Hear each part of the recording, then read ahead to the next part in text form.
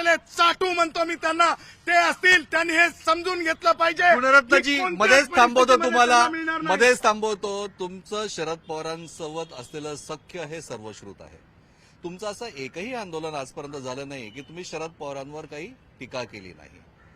काय एवढा शरद पवारांवर राग, काय एवढा रोहित पवारांवर राग, काय एवढा संजय राऊतांवर राग, काय केलंय त्यांनी नेमकं असं? म्हणजे तुमचा हा वैयक्तिक राग आहे का या आंदोलनाच्या विषयातला आपण ज्यावेळेस म्हणतो त्यावेळेस मराठा समाजा आंदोलन या विषयामध्ये त्यांच्या भूमिकेशी तुम्ही असहमत आहात? आपण थेट मुद्द्यावर बोलूया. थेट मुद्द्यावरच सांगतो. त्याचं कारण असं आहे की मला सांगा, बॉम्ब ब्लास्ट झाले मुंबईमध्ये, आमच्या हिंदुस्थानी लोकांना त्रास झाला, कोण सत्तेत होते? दत्ता सामंतांची हत्या झाली, कोण सत्तेत होते? किती किलोमीटर होतं मंत्रालय ते दत्ता सामंतांच्या हत्येचं ठिकाण?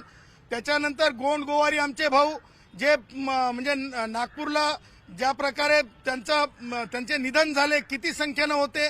एसटी महामंडळातील कष्टकरी 124 ज्यांनी वीरमरण पत्कारलं, का शरद पवारांना जाग आली नाही? का ऑक्सिजन मध्ये जरंगेकडे गेले?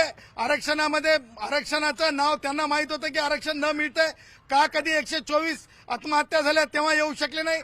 शरद पवारांच्या निर्णय जे आहेत, शरद पवारांचे निर्णय माणसामध्ये विभागणी करणारे आहेत, बुद्धिभेद करणारे आहेत.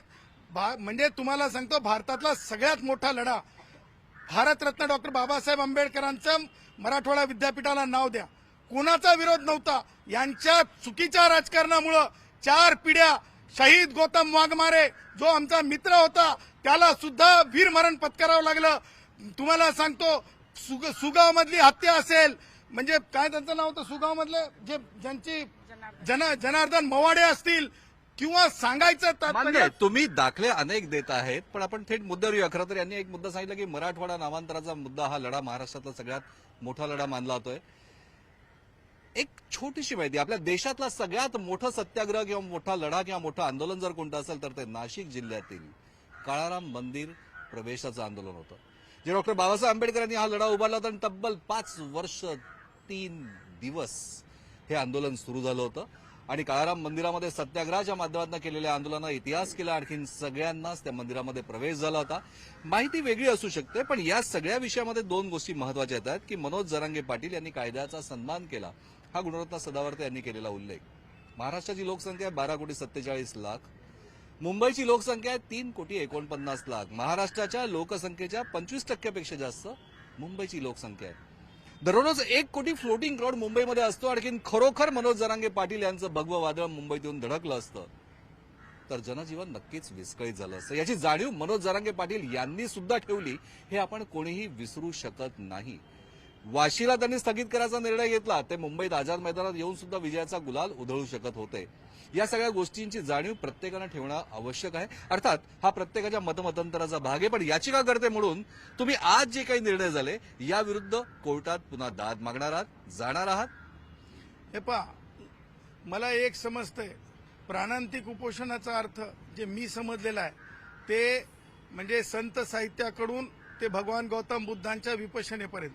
त्याच्यामुळे मी खजूर आणि दूध पिऊन मी म्हणजे उपवास आहे आणि सरकारी डॉक्टरांकडून मी तपासून घेत नाही असे लाडं लावून घेणारा मी नाही आणि चुकीचे आकडे मी देणारा नाही.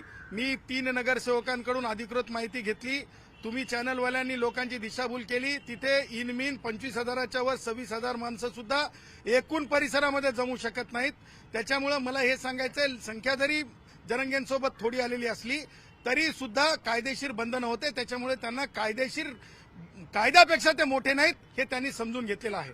आणि दुसरी महत्वाची गोष्ट मला तुम्हाला सांगायची आहे की आमची जी तयारी आहे, ती आमचे जे दायित्व आहे ते दायित्व असं आहे, मी तुम्हाला मगाशी म्हटल्याप्रमाणे ब्राह्मण असेल, जैन असेल, वैश्य असेल, कष्टकऱ्या कुटुंबातले गुणवंत असतील, शेड्यूल कास्ट शेड्यूल ट्राईबमधले गुणवंत असतील, त्याकरिता भारतरत्न डॉक्टर बाबासाहेब आंबेडकरांनी आणि माननीय अनेक सर्वोच्च न्यायालयाचे